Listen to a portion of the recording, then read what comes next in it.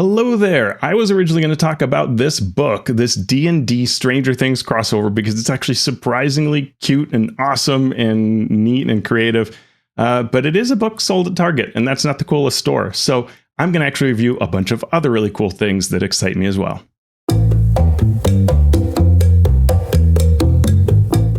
So just take a look at the cover of this book and how awesome it is. It's got stickers for the Camp Nowhere. It's got all kinds of cool drawings. And if you look at the art, you might recall this art from the Advanced Dungeons and Dragons books. It's got all kinds of neat things. It comes with stickers. So I'm going to walk through this book and show you all the neat things that are inside of it. But as I said, I'm also going to talk about other products that are near and dear to my heart, or that I just recommend for fun. So we'll take a look at that in a second. This book is a Target exclusive. That's the only problem. I think the sticker price is not cheap. It's $35. That's very reasonable, actually. It is a nice, sturdy job. It is a really fun read. Like I read it just, like 2 nights before going to bed and had a blast reading, like literally laughing, enjoying it. What gives this real magic is that it is the concept of what this book is. This book is the idea that when I think it's when Will was going to California, the other kids in his gaming group say, hey, let's pull together from all our notes and scraps and everything, a campaign book capturing the campaigns we had, both at Hellfire Club and before that. And let's gift this to you with all of our notes on it. And so at the very front page, you'll see the kids wrote in their particular sort of writing. So it's a color and slightly different font. And so you can see throughout the book, what is written by Dustin, what's written by Lucas, what's written by Mike, right? Really cool. And we get into the Hellfire Club days and all of that. And it's neat. And you can see how they take inspiration from Tolkien and other works and weave that all in. Super cool. So let's take a look. So let's take a look at this book. It is really cool. You can see from the outside, it's got, these were those stickers that, back in the day, you would like, they were sort of 3D-ish and they stuck up. I forget the name of them. The idea that this book's been decorated, that theme carries through the product. And you can see here on the back, it's got a letter to Will that they're writing up, about how they're giving this to everybody. And you can see there in the colors, it's saying Lucas is in green, Mike is in black, Dustin is in blue. And Dustin is giving this to Will after Mike's suggestion to say, we're going to put everything together. And turns out, we've been hanging on to all these different things. And so we're going to gift this to you, this scrapbook full of things from our D&D campaign. And you can just see from even the inside pages how neat it is with art that's drawn with lots of inspirations. There are a lot of, you might call them Easter eggs, but it's inspirations from various works, reproductions even of what they would have seen looking through various basic OD&D and AD&D books. I think that's I don't think they get into 2e, but I could be wrong, as well as things like Lord of the Rings and other fantasy works. And again, they've got the color coding of who wrote in blue, and there's slightly different font, which is nicely done. And it's all written on this sort of faux graph paper with their drawings. It's got things like, if you can see here, the, staining of the pages and aging is great. The older ones are a little more aged. So things like this tape over this lizard man picture that they cut out. And the beginning is sort of just like, what even is D&D, which is perfect, right? Because this book is something that people might pick up in a store, liking Stranger Things, but not knowing what D&D is. So it actually kind of serves as a little bit of an introduction. But if you do know D&D, it's fun to just read it. And usually this uses a mix of OD&D, Original Dungeons and Dragons, and Advanced Dungeons and Dragons. But periodically it switches around, which is actually kind of how I played back in the 80s. So it's not wrong to do that. And so and fun things, right? Like words to look up, which is an early memory of mine of playing D&D and coming up with a word. Like I remember one of my friends who was quite smart. He said, what's a cudgel? Because they were talking about the Church of St. Cuthbert. And I'm like, it's kind of like a club. Why didn't they say that? Because it's more fun to use a weirder word. And, and then a number of words that we all had to look up as we would go through the game and read Gygax's prose, let's call it. leave it at that. And so, yeah, it's fun. Like you see here the different comments and the different color pen work, right? And so, this is a comment that comes from Lucas, I believe. Lucas is in green. And then Dustin is in a thinner blue, Will in a thicker blue, and then Mike in black. Yeah, and so you can see, what they're talking about, the excitement they have. Like Dustin, as in the show, cracks me up. In this book, he also cracks me up a lot. And Lucas has a great excitement that comes through. And so it's just fun to see how they're all talking about this. The weapons they like, monsters to avoid that don't have any treasure, right, based on the original books. And just, yeah, fun stuff. And rolling up characters. And I won't go, I'll jump a few pages and I'm not going to show you everything. But things that happen during the adventure, questions they were asking, art they're drawing, things they're trying to figure out about the rules, and then eventually they get better. There are things like dungeons. So, I mean, there are even things you could like run these dungeons in essence, right? Even if they sort of don't give you everything. But you could use it as inspiration. They have some fun things, right? Like the character sheets, and there are things like staples that'll show up on the opposite page. And these are, versions based on classic, basic Dungeons and Dragons character sheets.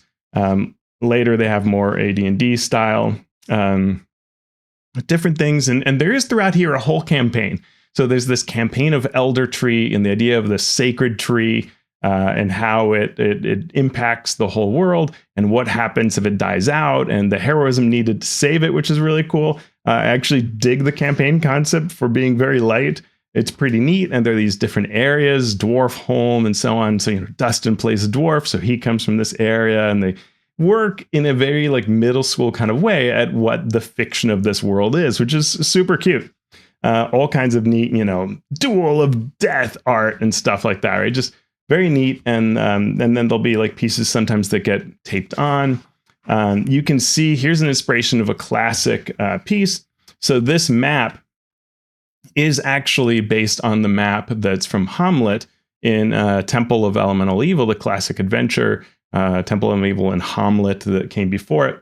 And so they've taken this and changed it around. And so when you read all the little words that are on here, it is slightly different from the original, which is really cool. They have things like an appendix and reading, right? And you can see here, the idea is that this is stapled. So when you look at it here, you can see on the other page, the staples show through, right? Really cool. And they have different things as they talk about their characters. And so a character like Max will talk about how she makes her zoomy. So she makes a quickling character, right? And got special permission to do this. And so she's super fast, faster than anybody. It's neat. And then they have just, different inspirational pieces like, Michael Moorcock and Cosmos and all kinds of things like that. Different drawings and even things they turned in as homework that got graded, very interesting about how you admire Gary Gygax or Mike's Christmas list, which is really cool, and the different things he wants and why he wants them. A calendar entry, right, which is Starcourt, the mall. They got a free free calendar there. And it's really neat. So they have like, this is, I think, Mike's calendar. There's another part where it's like Lucas's calendar and he has to cancel because playing Hellfire games because he's got all his basketball matches, right? And that kind of hard decision. Upside Down, the Veil of Shadows, and the idea of multiplanar and dimension travel. And sometimes it's neat, like there'll be like, the back of a rubbing like this and then the art on the other side. Letters to each other about the campaign, things they want out of it. It's just really, really fun. So, you can see the kind of things it has that are really, really neat. Sometimes things are written on the backs of interesting pages and you can actually sort of see it through the page, which is a really nice visual effect. They get into the Hellfire Club era and just all kinds of neat ideas of this is Lucas's calendar and just, the back of the page that shows through even on the next page. It isn't there, right? It's just that treatment of the thing. The rules of Hellfire Club and different art, and you get sort of Eddie's inspiration on all of this. You get Lady Applejack. So really fun way of capturing all of this. So if you're a Stranger Things fan, this is absolutely great. And if you're an 80s fan, it's neat. And there are a lot of nice, touching, poignant things. Like at the end saying like, hey, we're leaving all these blank pages so you can fill it up with your campaign, right? Really, really nice. And so they actually do have a bunch of empty pages that you can use to write. And then they have some cards with some stats on the back, and they have a bunch of stickers that are really cool stickers that you could put on whatever you want. And then they have some standees that you could use for some of the characters. And then even like a campaign map that you can unfold, and a dungeon that you could run to run it. And yeah, so really neat. I really like that. And if this were a product that's available anywhere, I'd be like, hey, I'm done with this video. We're all good. But it comes from Target, and you may want to avoid that place. And so you may be looking for other things. And there are a lot of cool things you could buy, like, I don't know, is it Forge of Foes? Yeah, you could, So if you're playing 5th edition D&D and you're looking for something awesome, right there, this is a book I worked on with my friends Mike Shea and Scott Fitzgerald Gray, who are complete geniuses at D&D. And we put together all kinds of cool stuff about how to make monsters, how to run monsters effectively, neat ideas for bringing all kinds of passion into your encounters, right? So if you're a DM and you want to think about monster pairings, or think about monster pairings that are unusual, or high-level adventures, or how to use the terrain to enhance the story, all of that is available in Forge of Foes. It's a really cool book. We're super proud of it, and you can get it at slyflourish.com. Super neat. And I'm just going to review things that jumped to mind when I was looking around my room of what I love. Like, for example, when it comes to board games, the most fun my family has had, hands down with board games, is playing the first version of, if you see kind of over here where my finger is, that is the second version of Clank. And we are having a blast with that as a family. But we first played the first version of Clank Acquisitions Incorporated. There's now a second one out. You can find that out there in stores or buy it online. Clank Acquisitions Incorporated, the first one, was the best experience my family has ever had, like without doubt. And we played, it's a legacy game where you change the map as you put things down. Super cool. We loved it. It's full of fun, like hilarity. It's full of interesting choices. Do you do this? Do you do that? And everybody on their turn ends up having an opportunity to make interesting choices as to where you go and what quests you take and how you're going to end up changing the map permanently, because it is a legacy game. There's, of course, an upside down type, other side, turn the board over, and then you get to change that.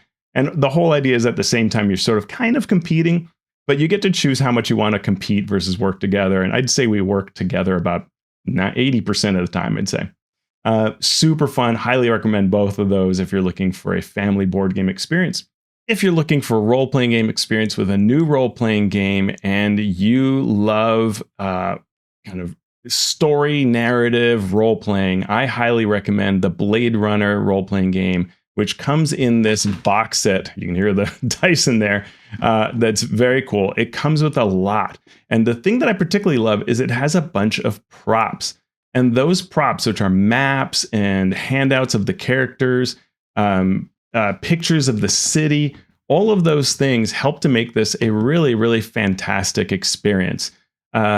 Well worth the price of this box set. Like, it is underpriced for the fun that you'll get. It does just include one adventure. You, of course, can make your own with all the rules in there. And there is a separate, you could actually buy the hardcover rule book. But this box set provides huge value for the adventure. Like, you will have, I'd say, probably around 4 sessions of play. We did 4 sessions, I believe. And it was great mystery, role-playing, narrative creation, in that what happens, it's as in the movies, it's the story of what does it mean to be human. And everybody plays a Blade Runner, so they are like cops, LA special forces, special police forces, who are supposed to bust people out there who are of the wrong model of a android type cybernetic being. And so it's an artificial human. And so these artificial humans are not allowed to be out there. They're supposed to expire, and they're up to crime. And you're trying to figure out what's going on. And along the way, decide how much compassion do you have for them? And what does it mean to be human or not human? At what point is someone human enough or actually human? So those kinds of neat questions are always fun to wrestle with. And if you like that, highly recommend this Blade Runner role-playing game box set. Also, if you like Dungeons & Dragons, in addition to the Forge of Foes, I have to recommend the starter set. You can see all my videos reviewing that. The starter set is amazing. Super fun, really good time for brand new players, for experienced players.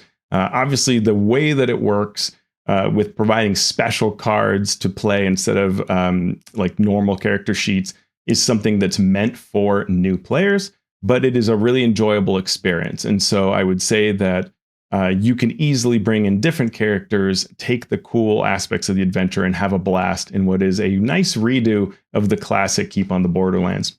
If you like a more basic type of Dungeons and Dragons or similar game, more old school in approach, there are a lot of options out there, and a couple that I like.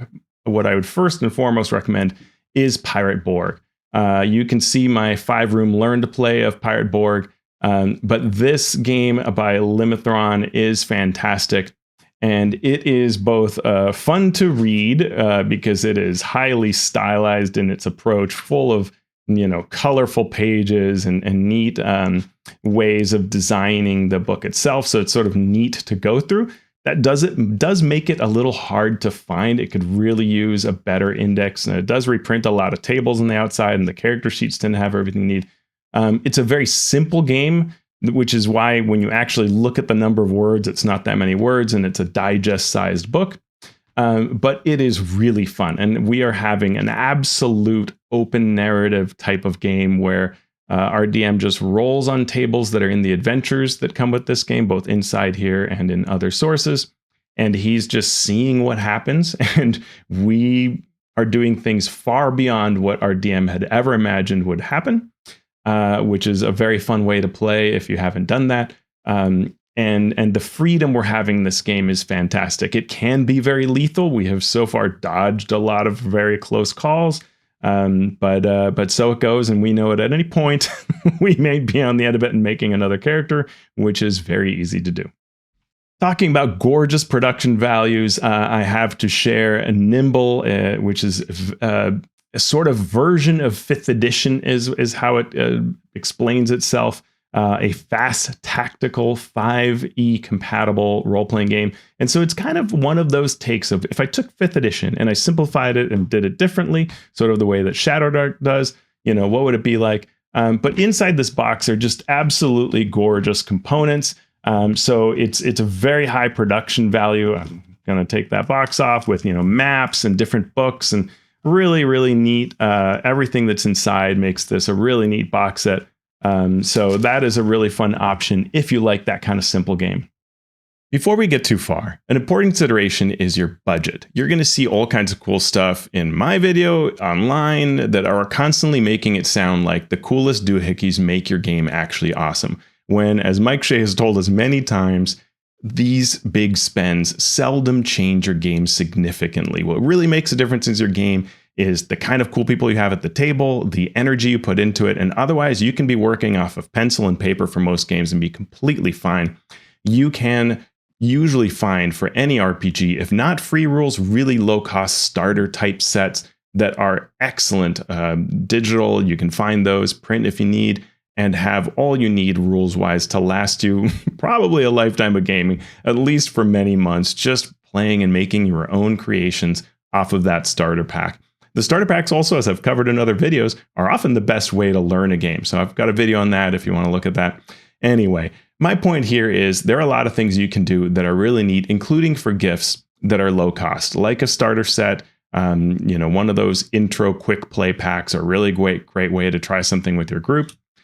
Something else that you can do is to create table tents. I've got both on my blog and a video on how much I love table tents for characters and initiative tents for tracking initiative. So if we look at initiative tents, these are metal, which I got online. They're really cool, and they have all kinds of numbers that go really high because the idea is that you would put these on tables and show what table number everybody's seated at. That's why they make these kind of cool metal ones.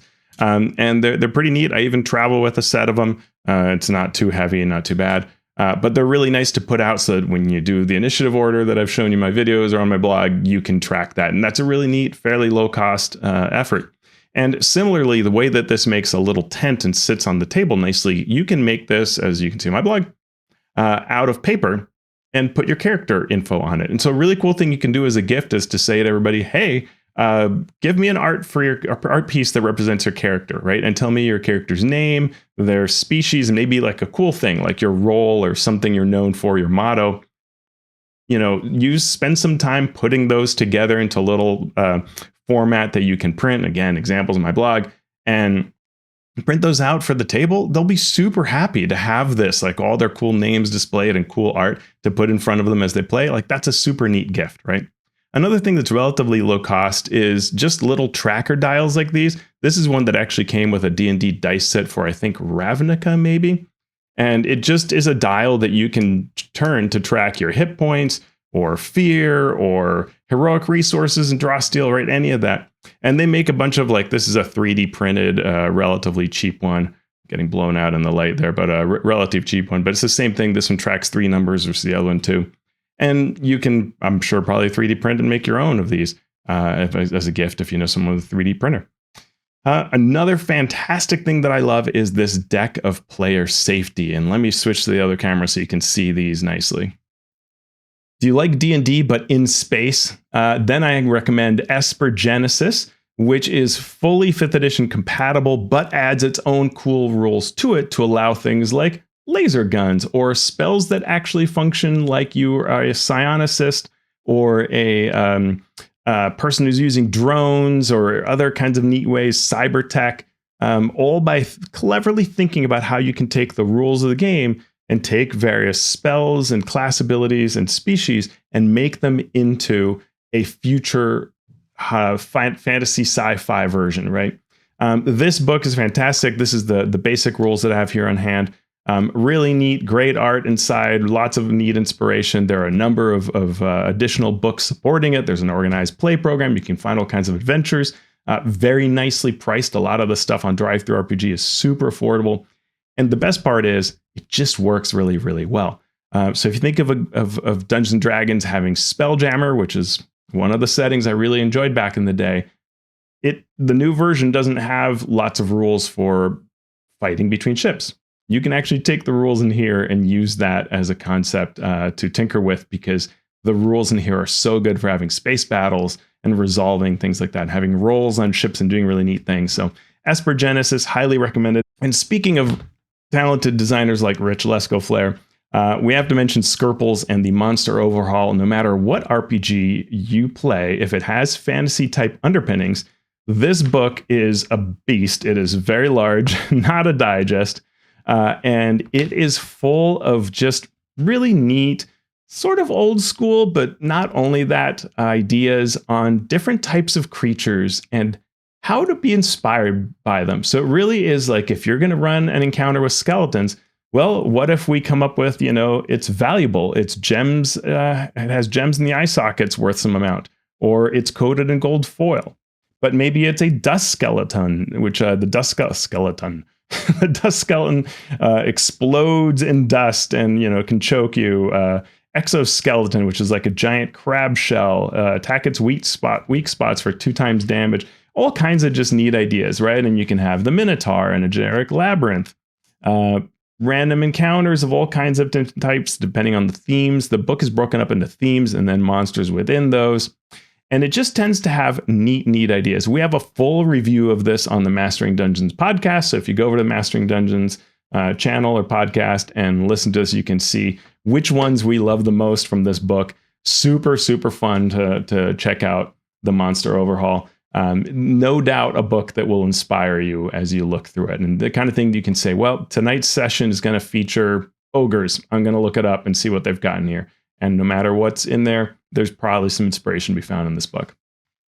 I can't not mention Draw Steel. I am currently working on a Draw Steel project with a number of really talented authors. So I have to say that both this amazingly fun game that I'm currently in a campaign with and having a blast running, Draw Steel is amazing. The MCDM Patreon, which allows you to get both playtest and get all kinds of cool materials before they come out, is really neat. They're creating a virtual tabletop, they being MCDM, the company behind Draw Steel. They are working on different types of games. They are working on adventures and classes and all kinds of fun support for this. The amount of neat stuff being created is great.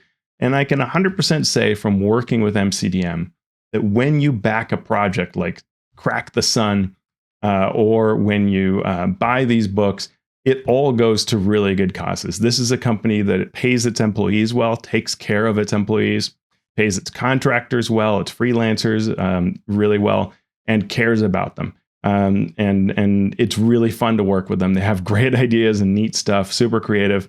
So I highly recommend Draw Steel, absolutely. And along those lines, we can't not mention Daggerheart. I'm also in a Daggerheart campaign running Ravenloft. I'm running Delian Tomb for Draw Steel, and Daggerheart, I'm doing Ravenloft. Daggerheart's a super fascinating game. We have covered both of these games on Mastering Dungeons podcast. So you can check out how we feel and different amazing things about these games. Both of these games, I think, are really brilliantly designed and have neat aspects to them that are inspirational no matter what game you want to be a part of, whether you're a designer or you like running D&D, whatever it is. Reading these books will make you think about, I could really enhance this aspect of my games by doing the things that these games do. I love books. I love reading books that have really cool ideas. And Keith Ammann has amazing ideas. He did books on all of the 5th edition monsters, and you can see at his blog. The monsters know what they're doing. His in-depth database where you can just look up, just as you can in his books. I'm running a lich tonight. How do I make a 5th edition lich awesome, right? And then he gets a little more generic in how to defend your lair, with really getting into the concepts of how do clever creatures defend their lair. All kinds of neat ideas in here, different types of bases and concepts. Really neat educational piece, and I'm somehow missing on the neat art, but there's some amazing art in this book that is really useful, and different bases that you can run. Keith did in fact kill all our characters, or we ran out of time when trying to attack one of his lairs. His newest book is Making Enemies, which is also all about monster design, inspiration. He says even that Forge of Foes helped him think about aspects that he wanted to do in this book, but it is a thick tome full of all kinds of neat insights on how to make cool foes. So both of those are highly recommended. And, if I'm going to get into books, I can't help but talk about history. This one's been out for a while, but Designers and Dragons by Shannon Appelkline, who we also interviewed on the Mastering Dungeons podcast, is a super cool look. If you've ever wondered about the history of Dungeons and Dragons and the companies behind it, this tells you the original TSR history. He has books covering different eras and companies. And this first volume that covers D&D is absolutely fantastic and inspiring, bewildering at times. Similarly, Playing at the World by John Peterson, one of the coolest, most amazing historians. He and Shannon are just incredible. Playing at the World really gets into how it is that the first Dungeons & Dragons version gets made, and what is going on to shape that game with the early communities that existed around that time. It's absolutely fascinating read. Love it. So the deck of player safety is really neat, made by Tom Nelson. You can find it online. Scan that QR code for instructions. Hopefully that's clear enough, but if not, you'll find the instructions on the website. And when you open it up, you get a whole bunch of neat cards, and those cards have various things on the bottom. And so I'm just going to choose some random ones here, that you might be not cool with. And so what happens is, what you do is you pass the deck around, and each person puts face down the things that they don't like, right? So you just put down like whatever you might think, and there are some empty ones that you can do to make your own. And so you just choose, some things you don't like, and everybody passes it around. There are also some cards that say things like anything goes, so you can just put down as a default. So everybody can put down a card, and you're not saying whether who put what. But at the end, the DM, GM can turn these over and say, okay, these different things are things people don't really want to have in the game, and let people know. And it doesn't matter kind of who did it, and before you began play, right? Which is nice. It's good to also have things like the X card that you can say, I want to cut on this scene, I want to change this. But this lets you at the very beginning of the game say, hey, I don't particularly love this, right? And so I remember somebody ran a game at PAX West, and there was a kid who chose one of the cards. It was something like, lizards or snakes, or maybe it was fish. I think it was fish, and there was actually a fish creature in the adventure. And so the DM just changed it very quickly to be more of an insect, and it worked fine, right? It was all super fun. and everybody happy. So that's also a pretty low cost thing that you can do that will really make a game better for somebody. Now, it's not exactly budget, the one I'm going to show you, but there are a number of budget ways to do this, which is to find cool ways to track things in games, right? I showed you those dial trackers, but also can be neat for something like heroic resources and draw steel to have neat kind of like little gem pieces. And you can get kind of things like this at craft stores. These actually come from the board game called Heroes Feast that is made by Dungeons and Dragons. I got a copy of it for free, thankfully. But it came with these really neat pieces. And I've seen this game on sale for a very low amount. And you get this really nice, attractive box that comes in with the board game. And, or sorry, not Heroes Feast, the Yawning Portal is the name of the game. So you can get this Yawning Portal board game, which is all about food stuff. And you can get a salvage for parts as well as play the game if you enjoy it. So that's great. Now I'm going to get back to some things that are not cheap, starting with WizKids minis. And WizKids has gotten more expensive and also made more and more releases. But one that I do think has been really, really fun is the set called Seas and Shores. And you can see here I'm holding what's called a Swarm of Sahwagan Young, something like that is the name of it. And it's neat. You can put a miniature in the middle. You'll understand later why there's no top half to this, but you can see a miniature can stand there. Which is really very cool. And that miniature you saw with no top is because there is a giant seahorse that you can equip with legs of a person who sits there, and then add the top half of this miniature. You can see here the seahorse. So again, that top half of that mini comes down off. The bottom half does as well. So you can put that with a saddle, or it actually looks okay. The seahorse looks okay without anything on it. But when you put it on top, you can have it as a rider like this, and then also you can put this on that bottom half you saw, and just have a regular mini who can jump off of the piece and then just fight like that. There are things like a Plesiosaurus, so really nice for dinosaur, aquatic, really cool looking. It's a common monster that people want to use. Or how about a sea lion? This guy's pretty tough looking. Very cool. Fantastic octopus. Really neat. So this all comes from that Seas and Shores. There are also a bunch of pirates, which are neat. So I'll put together here. You can see 3 of the pirates that come in the set. Really nice looking. It's just a great way to have, neat things that you would encounter on a shoreline, like this lizard or dragon turtle. I think this one's a rare, the dragon turtle young. There is an eel, which is really cool looking, fun to fight, neat things that are inspiring. So, and a tiny little crab, which is neat. Very cool. So a great set, really nicely done minis overall, very useful set and very thematic, and often something you don't have, right? When you're like, I need to do things for underwater combat or for being in the ocean or on the shore, the beach, that kind of thing. This lets you do that and have a bunch of fun encounters based off of these minis. Speaking of Dungeons and Dragons, something that I really like that I think doesn't get a lot of praise and should is this Deck of Many Things box set. It comes, especially the alt cover one, but both of them come in this nice slipcase. And you take off the slipcase and you get this really attractive box. And then you can open it up, and it comes with this drawstring, and you get not just the card reference guide, but you also get all these neat cards that are really just beautiful. They're kind of tarot style, really good looking cards. This is a really neat set. And the book that comes with this set is really, really nicely done. It's one of the better pieces of design recently, with a lot of creative, invented ideas that are meant to be things you can do with the card, right? If you're in the maze, what does that maze look like, and help you run it? Awesome.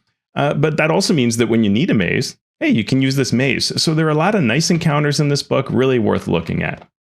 I'm a big fan of all the Kobold Guides that are out there. There are a number of really neat ones. This one is game design. There are some on making campaigns and building monsters and any number of subjects out there. And they're all really worth your money and time. They'll all give you great payoff in terms of insightful essays written by lots of smart people and just discussing the game and creation, and yeah, highly recommended.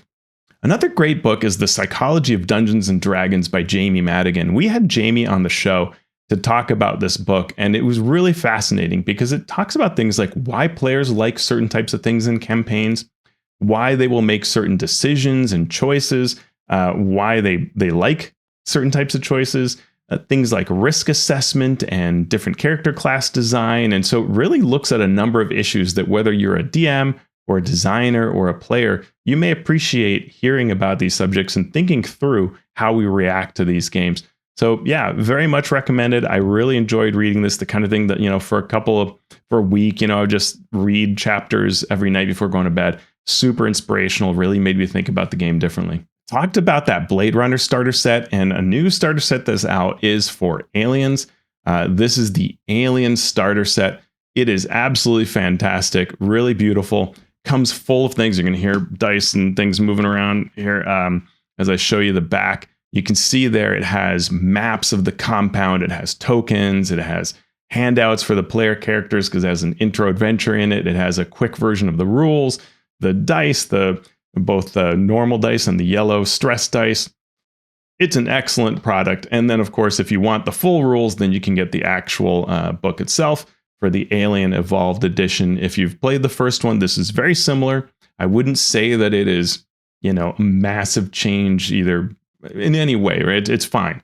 It's the latest version, and so no reason not to have it. But if you're perfectly happy with the old one, you don't need to upgrade. It's not that significant a difference. And you actually could use, like, say, the starter set if you want to run the adventure and have more dice and things like that.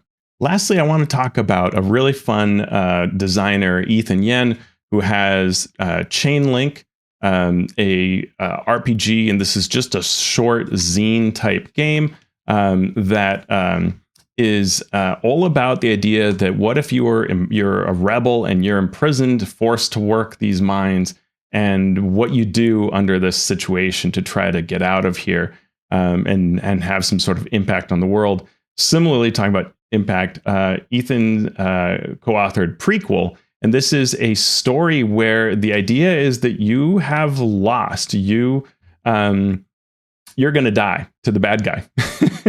And you get to decide what you can do so that the next group of heroes will have a chance at success. Really fascinating concept. And so Prequel, which is the story before the actual heroes are going to come in and finish the job. Really interesting design. Both of these games by Ethan are just full of really neat, interesting design ideas, really nicely laid out, full of great approaches to the game. So I highly recommend both of these. If you want to have different ideas, think through different types of games, then ChainLink and Prequel are two excellent options to consider. So there you have it. I hope you've enjoyed my review of all these different cool products.